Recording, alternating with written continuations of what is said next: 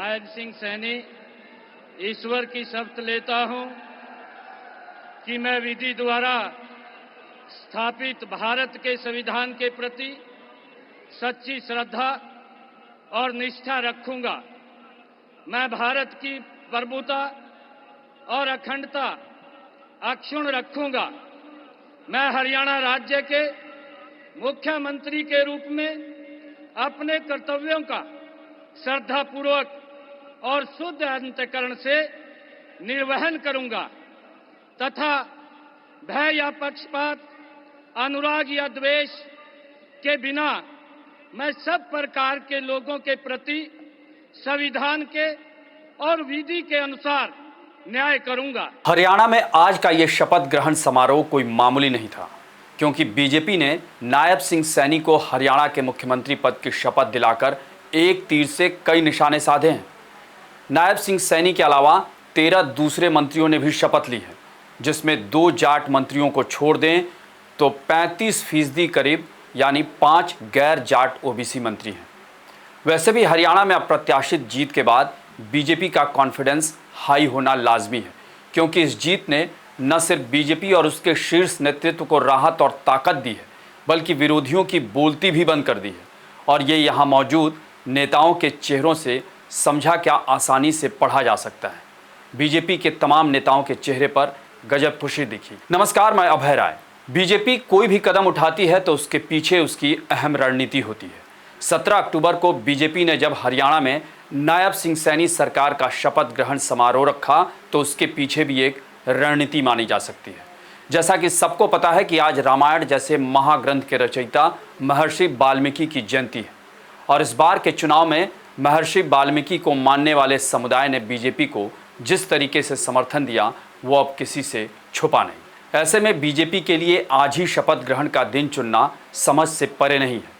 प्रधानमंत्री नरेंद्र मोदी, केंद्रीय गृह मंत्री अमित शाह, रक्षा मंत्री राजनाथ सिंह समेत तमाम केंद्रीय मंत्रियों, भाजपा शासित मुख्यमंत्रियों और दूसरे नेताओं की मौजूदगी में बीजेपी के कार्यकर्ताओं का जोश देखते बन रहा था।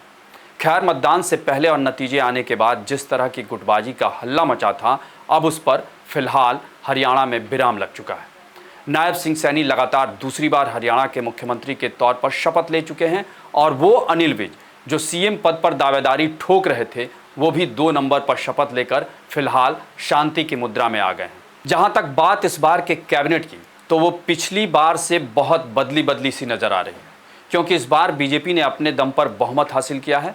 ऐसे में उसने काफ़ी सोच समझकर जाति समीकरण को साधने और उसमें संतुलन बनाने की कोशिश की है। नायब सिंह सैनी की नई कैबिनेट में कई नए चेहरों की भी एंट्री हुई है। साथ ही जाति समीकरण का तो ध्यान रखा ही गया है। नायब सिंह सैनी कैबिनेट में गैर जाट ओबीसी पर खास ध्यान दिया गया है।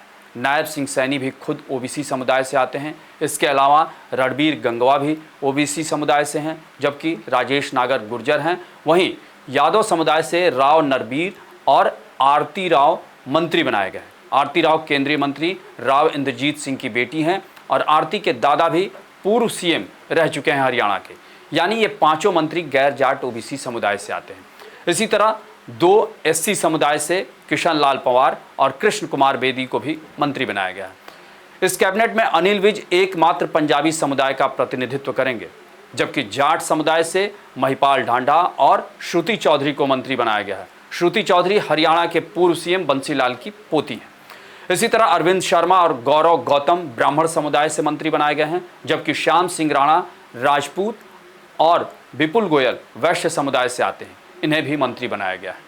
यहाँ गौर करने वाली बात यह भी है कि नायब सिंह सैनी मंत्रिमंडल में 2 महिलाओं श्रुति चौधरी और आरती राव को जगह मिली है, और दोनों ही परिवारवादी परिपाटी से आती हैं, क्योंकि दोनों के दादा हरियाणा के सीएम रह चुके हैं।